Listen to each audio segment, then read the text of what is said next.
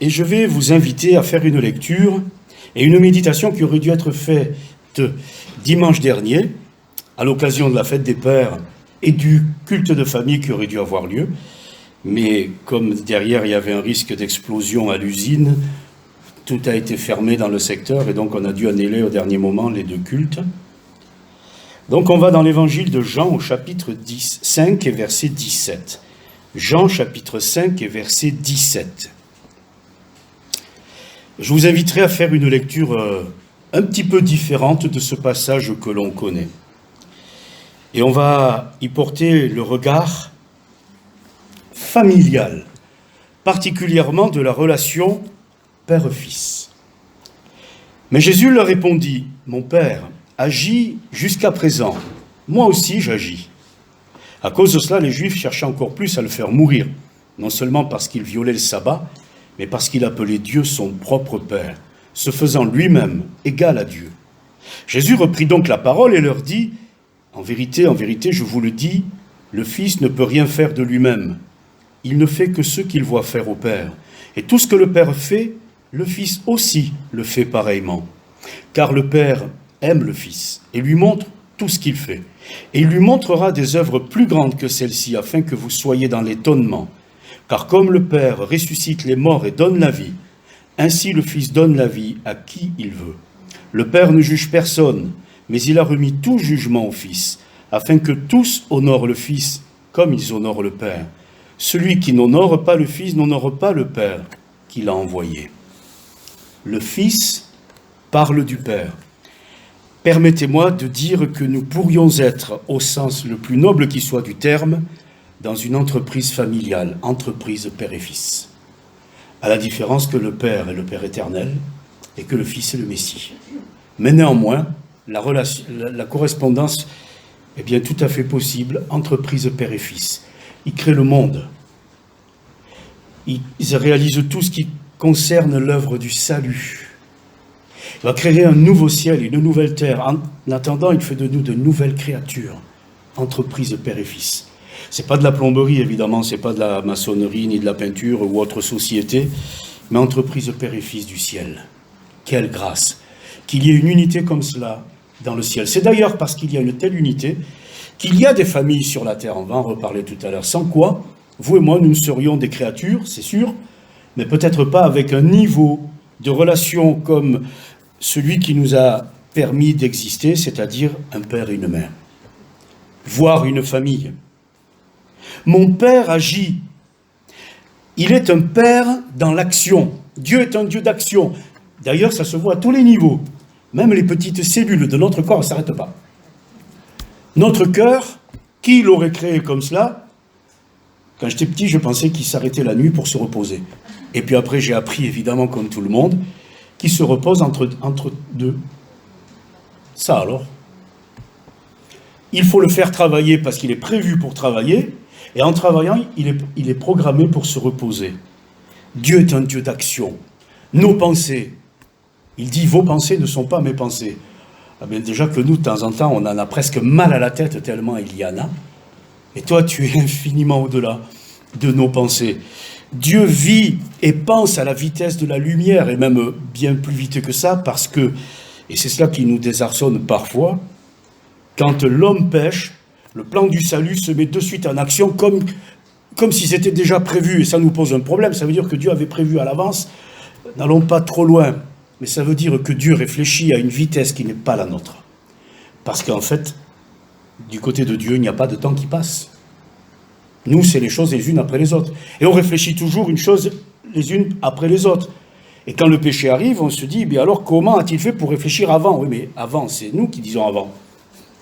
Pas pour Dieu. Alors, Dieu est un Dieu d'action. La création, la nouvelle création, le nouveau ciel, la nouvelle terre. Je ne pense pas que pour l'éternité, contrairement à ce que certains de temps en temps laissent entendre, on va s'ennuyer. Qu'est-ce qu'on va faire pour l'éternité? À mon sens, ça ne correspond pas avec, si je peux me permettre, l'ADN divin. Un Dieu qui est toujours dans l'action, à mon avis, n'a pas prévu une éternité farniente. Dans ce sens où on ne fera rien, jamais rien, on va s'ennuyer. C'est pas possible. Déjà ici-bas, on aurait presque envie d'avoir plusieurs vies en bonne et santé, du reste, pour voir ce monde qui est magnifique. D'accord, on commence par la Corse, mais il n'y a pas que. Et puis, dans sa grâce, Dieu a créé le 7e jour, qui ne sont pas des jours de 24 heures, ce sont des périodes, mais après les périodes de la création qui est grandiose, il y a le jour du repos. Et on va le regarder sous un autre angle, le jour du repos. Qu'est-ce que Dieu demande le jour du repos qui deviendra le sabbat? C'est vous vous rassemblez, vous vous présentez devant moi. Pour moi, j'y vois une rencontre familiale. Il est un père, nous sommes ses enfants. Il a un fils unique qui n'a pas honte de nous appeler frères. Venir dans la maison de Dieu, ce n'est pas un acte religieux. En tout cas, il ne faut pas le voir comme un acte religieux. C'est une rencontre familiale. D'ailleurs, même quand tu pries, dit le Seigneur aux disciples qui lui demandent de les enseigner, tu rentres dans ta chambre et tu pries ton Père, pas ton Dieu, où chacun prierait éventuellement son Dieu. Non, tu pries ton Père qui est là dans le secret. Et ton Père qui voit dans le secret, et même qui entend dans le secret, te le rendra. Mon Père agit. Il appelait Dieu son propre Père, se faisant lui-même l'égal de Dieu. Ah, pour les Juifs qui le prennent au premier degré, qu'un homme dise cela, c'est blasphème. Oui, mais ce n'est pas un homme comme nous. Il s'est rendu semblable à nous. Mais il est de toute éternité l'égal du Père. Et il appelait Dieu son propre Père. Ça veut dire que le Seigneur nous montre qu'on parle à Dieu. Lui parlait au Père. Et quand nous avons à parler, à prier, il nous dira, un peu pareil d'ailleurs, notre Père qui est aux cieux. On s'adresse à notre Père. C'est la communion. Il parlait à son propre Père. Le Père et le Fils sont en communion. Vous allez me dire, c'est normal. Eh oui, c'est normal. Donc du coup, quand des pères et des enfants ne se parlent pas, c'est pas normal. Quand dans des familles, on ne se parle plus, c'est pas normal. Il y a peut-être des raisons, des explications, d'accord, mais c'est pas normal. Et ça va créer des états de souffrance. Quand des parents ne parlent pas aux enfants, en bas âge, ça peut les mettre même en difficulté de croissance, ces enfants-là, physique ou psychique.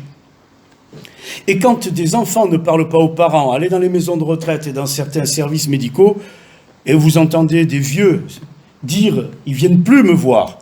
Alors il y a peut-être des raisons à ça, sûrement il y a des raisons à ça. Mais le résultat pratique, c'est que ça crée des dégâts. Chez les enfants, chez les personnes âgées, je me dis qu'au milieu, c'est la même histoire. Quand on ne se parle pas, alors que Dieu nous a dotés de la parole qui, du reste, même avec le temps, ne flanche pas. Les personnes âgées, qu'est-ce qu'elles parlent? Elles ont des rhumatismes, elles boitent, elles sont tordues, penchées, excusez, c'est pas péjoratif, mais la langue, ça fonctionne. Et c'est très bien, ça veut dire que nous pouvons être en communion avec Dieu, il nous a donné la parole pour être en communion avec lui, et pour être en communion les uns avec les autres aussi. Quel est le repas de famille? On entend les mouches voler, on se dit, oula, il y a quelque chose qui ne va pas. Et il se faisait lui-même l'égal du Père. Mais il ne peut pas en être autrement. Pourquoi? Parce que tous les pères bien formés ne veulent qu'une chose, c'est le bien de leurs enfants et les élever, non pas comme des petits rois, mais tous les parents disent, moi je voudrais que mes fils ou mes filles soient meilleurs que moi, plus forts que moi, plus grands que moi, qu'ils aillent plus loin que moi. On souhaite, autrement dit, le meilleur pour eux. C'est pour cela que le Fils est l'égal du Père. Parce qu'il n'est pas un subalterne par rapport au Père. Dans une famille, dès qu'il y a un ordre hiérarchique, supérieur et subalterne, mauvaise situation, état de souffrance en cours de construction, malheureusement. Le Fils ne peut rien faire de lui-même. Alors certains très spirituels ont pris ça au premier degré, vous voyez bien, qu'il n'est pas l'égal du Père. Ah non, ça n'a rien à voir. Ça veut dire que du côté de Dieu, il n'y a pas de séparation. Il n'y a pas d'individualisme. Il en sera de même concernant le Saint-Esprit. Il ne parle pas de lui-même. J'oserais dire d'une certaine manière chez Dieu, Père, Fils et Esprit, du côté de Dieu, il n'y a pas les séparations qu'on note de nos côtés à nous. Nous, on est ensemble sans être unis. D'ailleurs, et pour que des personnes restent ensemble, elles doivent même signer un contrat de mariage. Je ne veux pas mal parler de cela, mais c'est pour dire que même après l'avoir signé, ce n'est pas la garantie vitam aeternam, en tout cas vitam.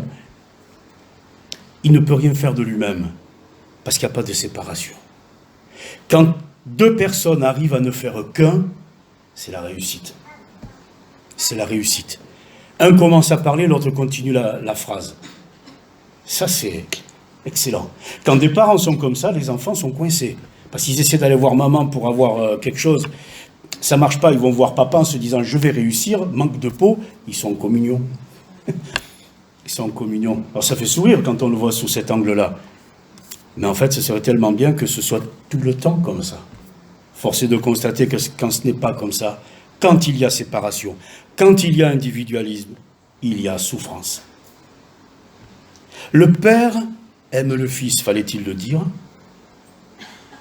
Vous vous souvenez de la première parole que le Père va prononcer dans le Nouveau Testament quand le Fils apparaît en tant que tel au regard des hommes? Vous vous rappelez? Celui-ci est mon Fils bien-aimé, en qui j'ai mis toute mon affection. Les religieux auraient peut-être pensé, on va entendre, voici le Messie. Il va faire des miracles, il va donner sa vie en sacrifice à la croix pour le salut de l'humanité. C'est vrai, mais là on est un peu hors cadre. On reste dans le cadre familial, le Père et le Fils, qui n'ont jamais été autrement que ensemble, parfaitement ensemble. Et qui savent très bien qu'un compte à rebours maintenant est enclenché, ou prend une autre dimension, c'est que dans 33 ans, enfin dans 3 ans, pardon, il va donner sa vie en sacrifice sur la croix, et le châtiment que mérite le péché va tomber sur lui. Alors la parole, elle a tout son sens. Il ne faut pas la spiritualiser au-delà. Celui-ci est mon Fils bien-aimé, que personne n'en doute. Et en lui, j'ai mis toute mon affection. Est-ce que le Fils avait besoin d'entendre cette parole? Personnellement, je pense que oui.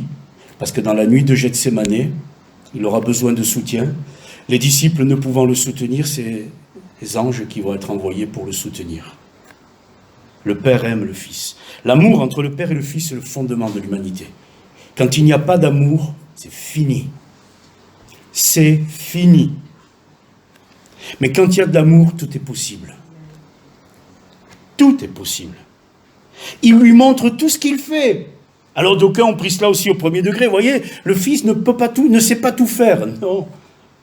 Ne soyons pas trop cartésiens, rationnels, en étant peut-être aussi un peu prétentieux, c'est-à-dire plus intelligent que Dieu.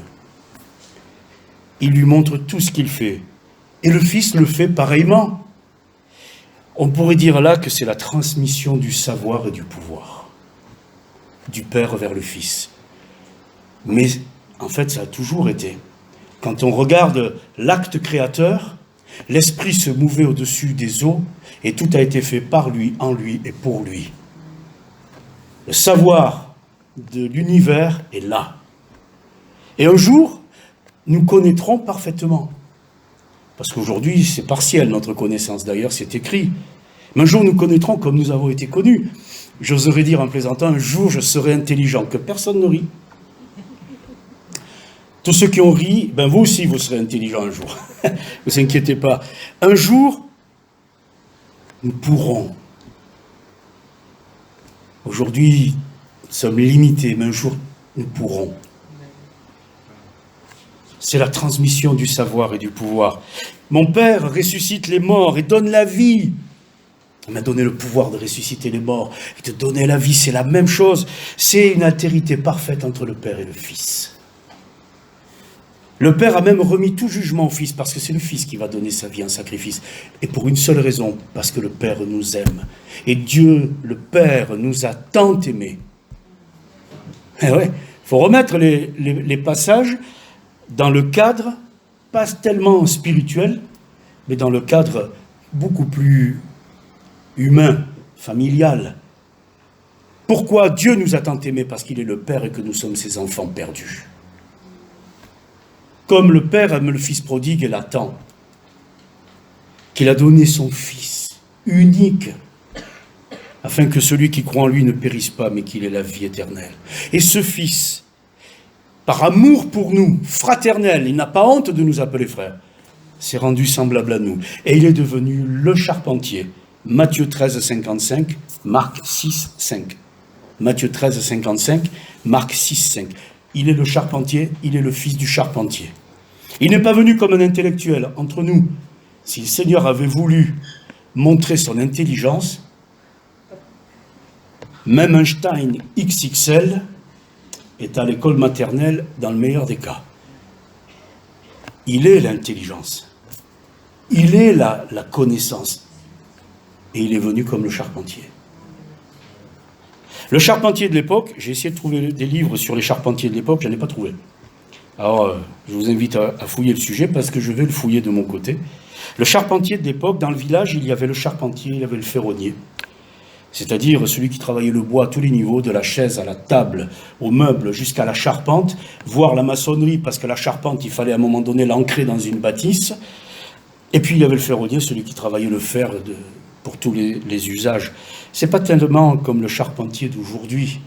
C'était un homme à tout faire dans le sens artisanal du terme et de grande connaissance. C'est pas étonnant qu'il est charpentier. On l'a rabaissé, comme on a rabaissé parfois les disciples, qui étaient quand même chefs d'entreprise. Il a les mains de charpentier. Il a les bras, les épaules de charpentier. Trop souvent dans les films, on en a fait, pas tout à fait un charpentier charpenté. Mais il est charpentier. Vous comprenez que quand il faut monter au Golgotha en portant un morceau de bois, pour vous et moi, ça aurait dû nous poser un certain problème, normalement pas pour lui. Ça veut dire qu'on a dû lui donner. Il a dû charger la veille. Il a dû charger dans la nuit pour que cet homme charpenté et charpentier n'arrive pas à porter la traverse latérale de la croix. Je pense qu'il devait être capable, comme tous les charpentiers, comme tous les maçons des années précédentes qui travaillaient beaucoup avec les bras, d'en prendre un sous chaque bras. Il n'arrive même pas à en porter un seul. Mais la veille, il a prié. Et l'objet fondamental de Jean chapitre 17, la prière sacerdotale, pardon. Il y en aura deux prières qu'il va enseigner. Une en particulier, c'est le Notre Père que l'on connaît bien. Et l'autre, c'est lui qui prie, les disciples qui écoutent. Et on va appeler ça la prière sacerdotale, cette soirée qui précède la nuit de Gethsémane et la crucifixion du lendemain. Le point central, je te prie, non pas pour ceux qui sont là, mais tous ceux qui croiront par le parole, mais je te prie pour qu'ils soient un, comme nous sommes un. C'est le fondement de la prière de la nuit qui précède la crucifixion, qu'ils soient un comme nous sommes un.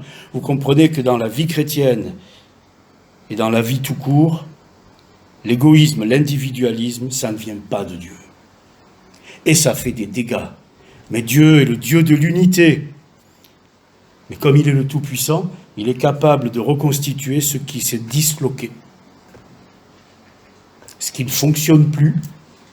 Et si vous et moi, nous demandons à Dieu d'intervenir dans nos relations familiales, je crois qu'on lui demande ce qui peut-être le motive le plus que de nous donner notre pain quotidien, parce que même si on mange un jour sur deux, franchement, on survivra. Mais les relations familiales, on ne survit pas. Seul Dieu est capable d'intervenir. Il restaure l'âme. Il change les sentiments, les états d'esprit. Il convainc le plus rebelle et le plus mauvais.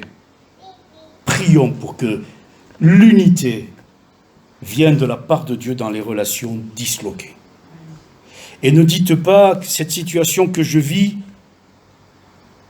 est hors cadre, elle est trop complexe. Rappelez-vous que sur la croix, les frères et sœurs de Jésus sont aux abonnés absents pendant qu'il meurt, au point qu'il doit confier sa mère à Jean. Mais, après être ressuscité, il va faire une chose, il va se révéler à plusieurs, y compris Jacques. Et il est allé voir son frère, le frère aîné. Jésus est allé voir le frère cadet. Que se sont-ils dit, on ne sait pas. Mais on connaît le résultat. C'est que Jacques est dans la prière, dans la chambre haute, en train de prier lui aussi. Et il sera baptisé du Saint-Esprit lui aussi. Et il deviendra l'apôtre Jacques. Le Seigneur connaît les difficultés familiales extrêmes. Mais il est intervenu pour les régler. Alors si vous êtes dans une difficulté familiale extrême, vous pouvez vous adresser au Seigneur. Non seulement il peut intervenir, mais il va tout comprendre. Peut-être même que ça va lui rappeler certains souvenirs douloureux. Et quand il est ému de compassion, le Seigneur bénit. Ça ne veut pas dire qu'il ne bénit pas en dehors. Mais quand vous et moi, nous sommes émus de compassion envers quelqu'un, on y va. Hein.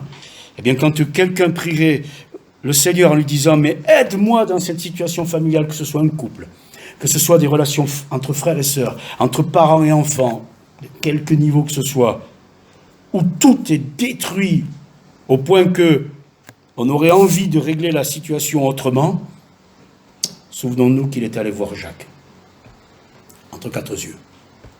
Et certainement qu'il a parlé avec douceur. Parce que reprendre avec douceur, il a dû le faire. C'est ainsi qu'il faut comprendre l'œuvre de la croix. C'est la souffrance entre le Père et le Fils. Jamais il n'y avait eu de séparation, mais on a du mal à imaginer. Toujours ensemble. Au point que l'un commençait une œuvre, l'autre la finissait. L'un l'a pensée, l'autre l'a réalisée, sans aucun décalage. Et là, on entend « Pourquoi m'as-tu abandonné ?» Il était nécessaire qu'il en soit ainsi pour que le châtiment qui nous donne la paix tombe sur lui. Et à partir de là, nous avons la possibilité d'être pardonnés, de devenir enfants de Dieu. Et nous le sommes. Quelle grâce! Et Dieu a prouvé son amour pour nous, en ce que lorsque nous étions des pécheurs, encore des pécheurs, Christ est mort pour nous. Alors je voudrais terminer avec cette parole du livre des Proverbes, 23, verset 26, « Mon fils, donne-moi ton cœur, et que tes yeux se plaisent dans mes voies. » Voilà la relation que Dieu veut avoir avec vous, avec moi. Pas un Dieu envers des croyants, des fidèles, même Père envers des enfants. Il nous parle comme ça, et nous devrions lui parler comme ça. Le Fils a parlé du Père. Quand vous et moi, nous allons parler de Dieu, parlons de notre Père qui est aux cieux. Parce que quand lui parle de nous, eh bien, il parle de ses enfants qui sont sur la terre. Et il nous aime. À un point inimaginable. Que son nom soit béni. Je te rends grâce, Seigneur, parce que, à travers de ce passage, nous prenons un peu plus la mesure de ce qui s'est passé. La mesure de cette relation tellement forte qu'il y a entre toi et le Père, mais que par ta grâce, tu as voulu étendre jusqu'à nous, afin que nous soyons dans la même relation. Nous pouvons appeler ce Dieu-là qui est ton Dieu, notre Père. Et toi, tu n'as pas honte de nous appeler frères. Alors Seigneur, pour tout cela, nous te disons merci. Et que tous ceux et celles parmi nous qui vivent ou subissent des situations familiales douloureuses, Seigneur, interviens. Interviens pour que les choses changent. Et nous te bénissons d'avance parce que tu le feras. À toi la gloire, Seigneur. Amen.